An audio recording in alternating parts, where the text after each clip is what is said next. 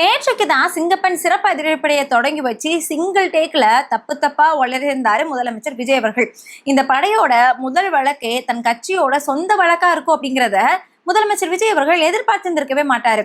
விஜய் அவர்களுடைய பெயரை சொல்லி அவருடைய ரசிகையவே தாவேக்காவுடைய பெண் நிர்வாகியவே தாவேக்கா எம்எல்ஏ ஆதரவோட கூட்டு பாலியல் பலாத்காரம் செஞ்சிருக்காங்க. இது அந்த பெண்ணே நேரடியா சொல்லியுமே மிரட்டலும் செஞ்சிருக்காங்க. என்ன நடந்துச்சு அப்படிங்கிறத பார்க்கலாம். இன்னொரு பக்கத்துல தமிழகத்துல இப்படி ஒரு சம்பவம் நடந்துட்டு இருக்கு.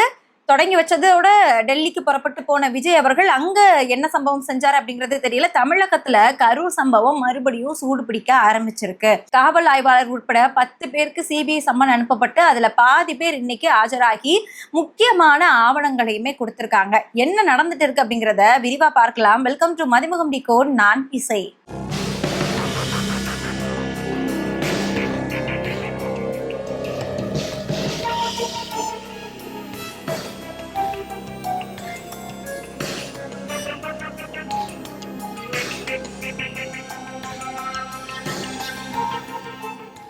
டயா பூஸ்டர் சுகரை கண்ட்ரோல் பண்ணும், உங்க ஆரோக்கியத்தை மீட்டு தரும். சர்க்கரையை கட்டுப்படுத்துறதுக்கான எளிமையான வழிமுறை, இயற்கையான வழிமுறை. அனைத்து மருந்து கடைகளிலும் கிடைக்கும். கடந்த மே 28ஆம் தேதியே தொடங்கவிருந்த சிங்கப்பெண் சிறப்பு அதிரடிப்படை, அதாவது தமிழகத்தில் இருக்கக்கூடிய ஒவ்வொரு பெண்களும் கண்மணிகள் மாதிரி பாதுகாப்பா இருக்கணும். இனிமே ஒரு பெண்ணுக்கு கூட எந்த ஒரு தீங்குமே நடக்கக்கூடாது.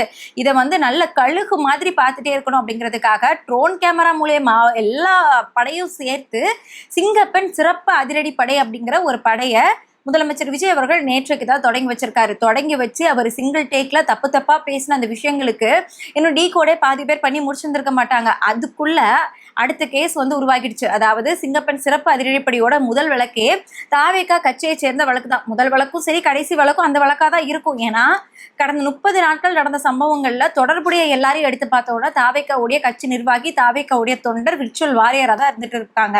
ஸோ அந்த வகையில தான் ஸ்ரீவைகுண்டத்துல தாவேக்காவுடைய பெண் நிர்வாகி, வேற யாரும் கிடையாது, தாவேக்காவை சேர்ந்த பெண் நிர்வாகிக்கு வேலை வாங்கி தரேன்னு சொல்லி காரில் அழைச்சிட்டு போய் கூட்டு பாலியல் வன்கொடுமை செஞ்சிருக்காங்க. இதுல அந்த நபரை நாங்க கட்சியை விட்டு தூக்கிட்டோம் அப்படிங்கிற ஒரு கருத்துமே இருக்கு. இருந்தாலுமே அந்த தொகுதியோட எம்எல்ஏ சரவணன் அவர்கள் அந்த பெண்ணுக்கு நேரடியா தொடர்பு கொண்டு, அலைபேசியில தொடர்பு கொண்டு, இந்த மாதிரி இந்த விஷயத்தை நீ வெளியே சொல்லக்கூடாது அப்படின்னு சொல்லி மிரட்டியிருக்காங்க.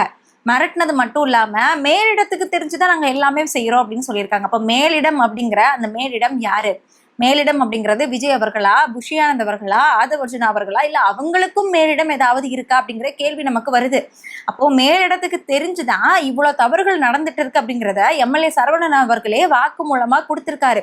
ஆனா இன்னொரு பக்கத்துல பார்த்தோம் அப்படின்னா முதலமைச்சர் விஜய் அவர்கள் இந்த சம்பவத்துக்கு எல்லாத்துக்குமே தனி மனித ஒழுக்கம் தான் காரணம் அப்படின்னு தப்பிச்சு போறதுக்கு என்ன வழின்னு முதல் நாளே பேசியிருக்காரு. திமுக ஆட்சியில எந்த சம்பவங்கள் நடந்தாலும் அறிவாலயத்துல கேட்டு வந்துதான் நடக்கிற மாதிரி பேசின முதலமைச்சர் விஜய் அவர்கள் இன்னைக்கு அந்த சம்பவங்கள் எல்லாத்துக்குமே தனி மனித ஒழுக்கம் தான் காரணம் அப்படின்னு முதல் நாளே எஸ்கேப் ஆயிட்டாரு. இப்படி ஒரு விஷயம் நடந்திருக்கு. இந்த விஷயம் நடந்தது கூட தெரியாம முதலமைச்சர் விஜய் அவர்கள் டெல்லியில ஒரு பயணம் மேற்கொண்டிருக்காரு.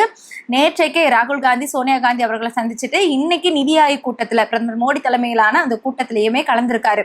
அங்க போய் என்ன சம்பவத்தை செஞ்சு வச்சாருன்னு தெரியல. அது ஒரு பக்கமா இருக்கா, தமிழகத்துல கரூர் விவகாரம் தொடர்பான சிபிஐ வழக்கு சூடு பிடிக்க ஆரம்பிச்சிருக்கு. அதாவது கடந்த செப்டம்பர் 27ஆம் தேதி, கடந்த ஆண்டு செப்டம்பர் 27ஆம் தேதி கரூர் வேலுச்சாமிபுரத்துல விஜய் அவர்கள் நடத்தின அந்த பிரச்சார கூட்டத்துல சிக்கி மூச்சு திணறி அளவுக்கும் அதிகமான கூட்டத்தை கூட்டி அந்த மக்களால மூச்சு கூட விட முடியாம காலில் மிதிப்பட்டு குழந்தைகள் உட்பட பெண்கள் வரைக்கும் 41 பேர் பரிதாபமா உயிரிழந்தாங்க. இந்த சம்பவம் உங்களுக்கு நினைவு இருக்கும்னு நினைக்கிறேன். இந்த சம்பவத்துல சிபிஐ விசாரணை தான் வேணும், நீதி வெல்லும் அப்படின்னு சொல்லி அடம்பிடிச்சு ஒத்த காலில் நின்று சிபிஐ விசாரணை வாங்கினது தாவேக்கா தான். சிபிஐ விசாரணை நடந்துட்டு இருக்கும் போதே அந்த 41 பேர் உயிரிழந்தாங்க இல்லையா, அந்த குடும்பத்தினரை வேன்ல வச்சு அழைச்சிட்டு ரெசார்ட்டுக்கு கூப்பிட்டு ஆறுதல் சொன்ன ஒரு உலக அதிசய நிகழ்வுமே நடந்தது. ஒரு பக்கம் சிபிஐ விசாரணை போயிட்டு இருக்கு, இன்னொரு பக்கத்துல விக்டிம்ஸ் எல்லாத்தையுமே ரெசார்ட்டுக்கு அழைச்சிட்டு நாங்க உங்களுக்கு நிதி உதவி செய்யறோம், 20 லட்சம் ரூபாய் தரோம், குழந்தைகளோட படிப்பு செலவை நாங்களே எடுத்துக்கிறோன்னு ஒரு மிகப்பெரிய தாராள வள்ளல், கல்வி வள்ளல், இப்போதைய எம்எல்ஏ சட்டமன்ற உறுப்பினர் மரிய வில்சன் அவர்கள் வந்து குறிப்பிட்டிருந்தார். அந்த கல்விக்கான தொகை வந்து என்ன நிலுவையில் இருக்கு அப்படிங்கிற எந்த ஒரு அப்டேட்டுமே இல்லை. அவங்க வந்து அடுத்த எலெக்ஷன்ல வந்து ரொம்ப பிஸி ஆயிட்டாங்க.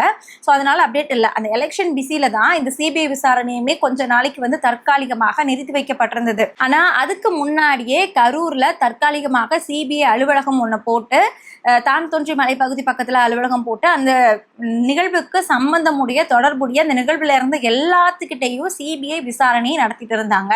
அங்க இருந்த பொதுமக்களாக இருக்கட்டும், அங்க கடை போட்டிருந்தவங்களாக இருக்கட்டும், செருப்பு விற்கிறவங்கல இருந்து காவல்துறையினர், காவல் ஆய்வாளர்னு எல்லார்கிட்டையும் தற்காலிக சிபிஐ அலுவலகத்துல வச்சு சிபிஐ விசாரணை நடத்திட்டு இருந்தாங்க.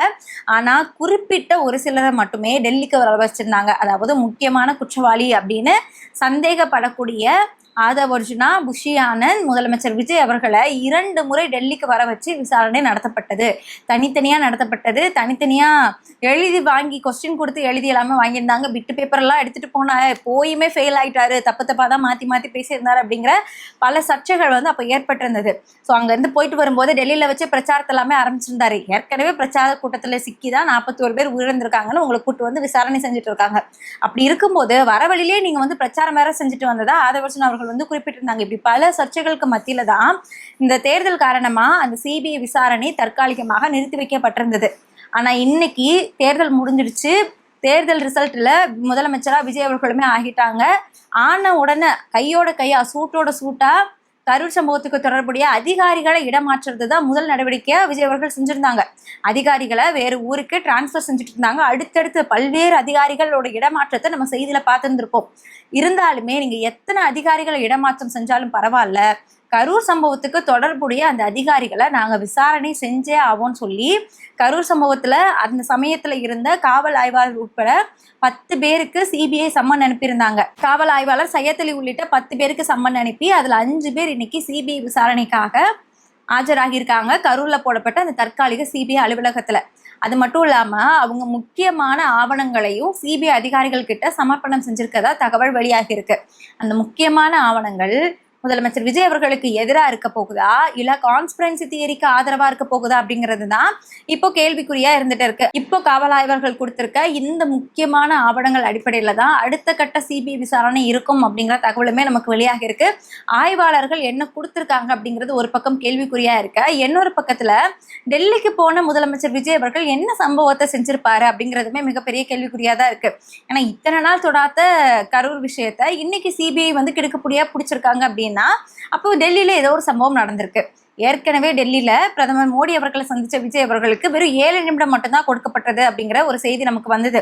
ஆனா அங்க என்ன பேசினாங்க அப்படிங்கிற விஷயம் தெரியல. ஏன்னா செய்தியாளர்களை சந்திக்கக்கூடிய முதலமைச்சர் விஜய் அவர்கள் தமிழக மரபையும் மீறி பண்பாட்டையும் மீறி செய்தியாளர்களை சந்திக்காம என்ன நடந்தது அப்படிங்கிற விவரத்தை சொல்லாம அவர் பாட்டு ஃபிளைட் பிடிச்சி பனையூருக்கு கிளம்பி வந்துட்டாரு. இன்னைக்கு மறுபடியும் டெல்லி போயிருக்காரு. நிதி ஆயோக் கூட்டத்துக்கு முன்னாடியே ராகுல் காந்தி அவர்களையும் சோனியா காந்தி அவர்களையும் சந்திச்சிருக்காரு. ஏன்னா பிரதமர் மோடி அவர்கள் சந்திச்சதுக்கு அப்புறமா சந்திக்க முடியுமோ முடியாதோ, ஏற்கனவே பேனர் வச்சு அதுக்கப்புறமா சந்திக்காம மிகப்பெரிய அசிங்கமா போயிடுச்சு ராகுல் காந்தி அவர்களுக்கு. கட்சியோட பதவியேற்பு விழால இருந்து தொடர்ந்து கூட்டணியில் இருக்கக்கூடிய எல்லா நாளும் ராகுல் காந்தி அவர்கள் ஒரு அசிங்கத்தை தொடர்ந்து சந்திச்சுட்டே இருக்காரு. ஸோ இந்த தடவை எப்படியாவது ராகுல் காந்தியை சந்திச்சிடணும்னு சொல்லி ராகுல் காந்தி அவர்களை முந்தின நாளை சந்திச்சதோட விளைவு தான் இந்த கரூர் சம்பவத்து சிபிஐ விசாரணை இப்போ மறுபடியும் எடுத்திருக்காங்களா, 5 பேரை ஆஜராக்கியிருக்காங்களா, இது வந்து மிரட்டி பார்க்கக்கூடிய ஒரு தோனியா அப்படிங்கிற ஒரு கேள்வியுமே நமக்கு வருது. இருந்தாலுமே இந்த சிபிஐ விசாரணை மூலமா தமிழகத்துக்கு தேவையான கோரிக்கைகளை தமிழகத்திலிருந்து முன்வைக்கிறதுக்கு போகக்கூடிய இந்த நேரத்துல சிபிஐ விசாரணைய பாஜக அரசு கையில எடுத்திருக்காங்க அப்படின்னா நீங்க வைக்கக்கூடிய கோரிக்கைகள் எதுவுமே நாங்க செஞ்சு கொடுக்க மாட்டோம் அப்படிங்கிறத இன்டைரக்டா சொல்றதா இருக்கலாம். இல்ல அப்படின்னா இந்தியா கூட்டணி விவகாரம் வந்து இப்போ பெருமளவுல போயிட்டு இருக்கு, அந்த சர்ச்சையை வந்து பெருசா வெடிச்சிட்டு இருக்கு. சிபிஐயுமே வந்து திமுக தயவுல இருந்து பிரிஞ்சு வந்துட்டோம், இனிமே திமுக கூட்டணி அப்படிங்கிற ஒரு விஷயமே இல்லை அப்படிங்கிற மாதிரி பேசிட்டு இருக்காங்க. அப்போ காங்கிரஸ் கூட்டணி வலுவாகிட்டு இருக்கா, காங்கிரஸ், தாவேகா, சிபிஎம் எல்லாம் ஒண்ணு சேர்ந்தது அப்படின்னா எம்பி எலெக்ஷன்ல பாஜக பெரிய அடி வாங்குவாங்க. ஏன்னா தமிழகத்துல ஜெயிக்கிறது அப்படிங்கிறது பாஜகவுக்கு மிகப்பெரிய கனவா இருந்துட்டு இருக்கும்போது தமிழகத்துல காங்கிரஸ்க்கு இப்படி ஒரு வலுவான கூட்டணி உருவாகிட்டு இருக்கு. இதை உருவாக்க கூடாது அப்படிங்கிறதுக்காக கூட இந்த சிபிஐ விசாரணையை மறுபடியும் கையில எடுத்திருக்கலாம். ஸோ எதுக்காக எடுத்திருக்காங்க, இந்த சிபிஐ விசாரணையில கொடுக்கப்பட்ட அந்த முக்கியமான ஆவணங்கள் என்ன சொல்லுது அப்படிங்கிறத அடுத்தடுத்த அப்டேட்டோட தொடர்ந்து தெரிஞ்சுக்கலாம். இணைந்திருங்கள்.